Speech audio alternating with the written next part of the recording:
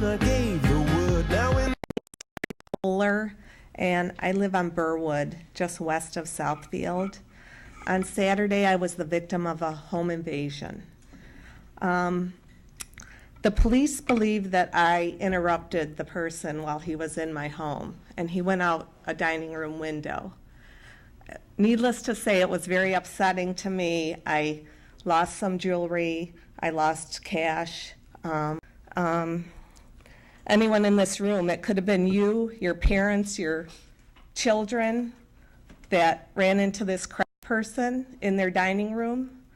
So since then I've been just feeling like a victim. Oh, I didn't know I'd be so emotional, I'm sorry.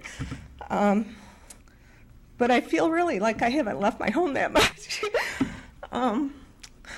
And I was also very concerned to hear that there's been about 10 break-ins in the neighborhoods here. Police gave me a website that I could get information about the community. It hasn't been updated since April.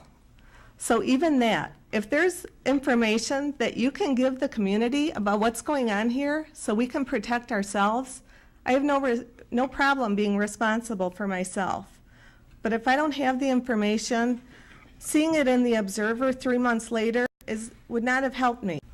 None of us knew this was happening. And after we knew the second one happened, we went around to several of the seniors we know in the area that leave their doors and windows open, including us. And so it's all, none of us know when the next break-in is going to occur. I mean, people are afraid of opening their doors. And since this incident, I know several people in our neighborhood that are loading their shotguns and guns because they're concerned of their safety. And I think it has to be addressed quickly. About a month and a half ago, and I went to the police.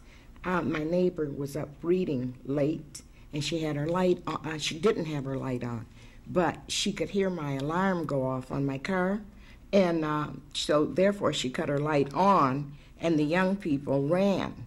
I share the concern of property crime. I think what's been demonstrated here is you've got a lot of people willing to help, a lot of vigilant citizens. Anything we can do to help. sweep the streets I used to own.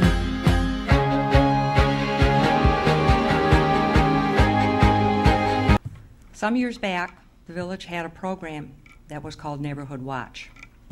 Some people might be aware of the signs that are still out in some of the neighborhoods. I was involved in the program way back in the beginning when it was originally talked about, and several of the citizens worked with public safety to go ahead and build up that little program. When it was working, it worked wonderfully.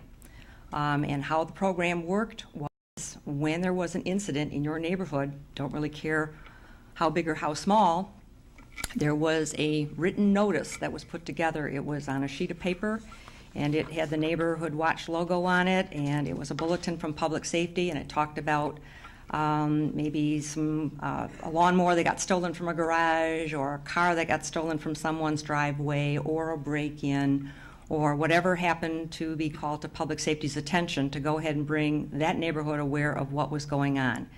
The turnaround time was very quick based on public safety putting up the notice, going ahead and dropping those flyers off at one of the neighbors' houses, part in the program, and a flyer got put at everyone's home. I realize you talk about computers and emails and all the rest of that sort of stuff. To be able to give out that quick information, there are lots of people, especially seniors, who don't have a computer system, a BlackBerry, or some way to go ahead and contact them, sometimes even on a basis of phone messaging. Some of those kinds of things are really nice, but it's the time and the person involved in making all of that go ahead and happen. I'm really not sure why the program necessarily broke down at the public safety end. Maybe it became that no one's choice was to go ahead and pick up the ball and run with it. The program, I want to say, was at least in existence for 10 years, if not better than that. I can't really give you a time frame, a number on how long it went, but somebody was specifically assigned to it as far as the public safety aspect went, and there were, originally when it got started, there were meetings that were put together in the neighborhoods where one neighbor hosted and the neighbors came in, they heard about the program.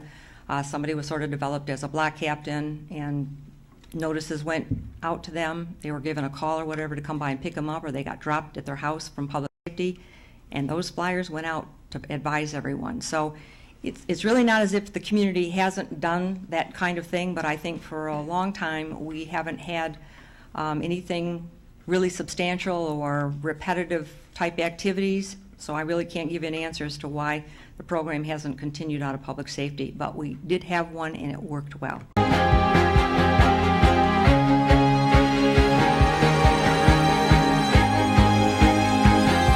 I used to roll the dice, feel the fear in my enemy's eyes, listen as the crowd would sing.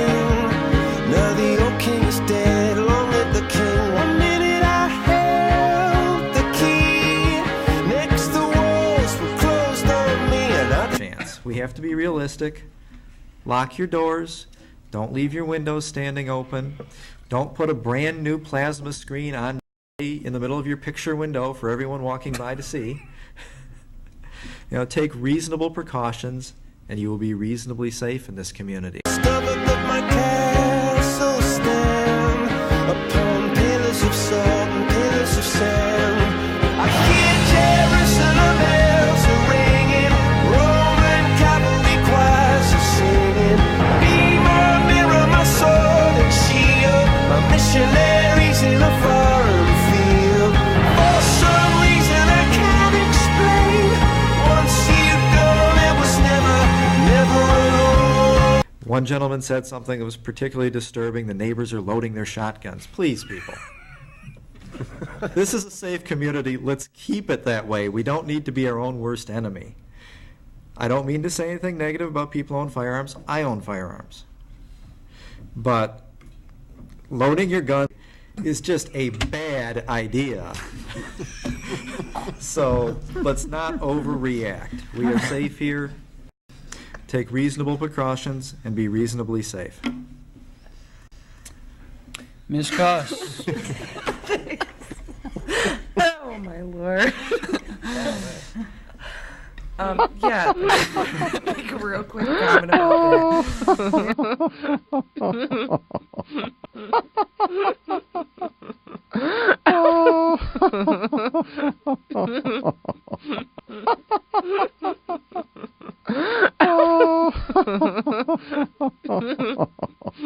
that.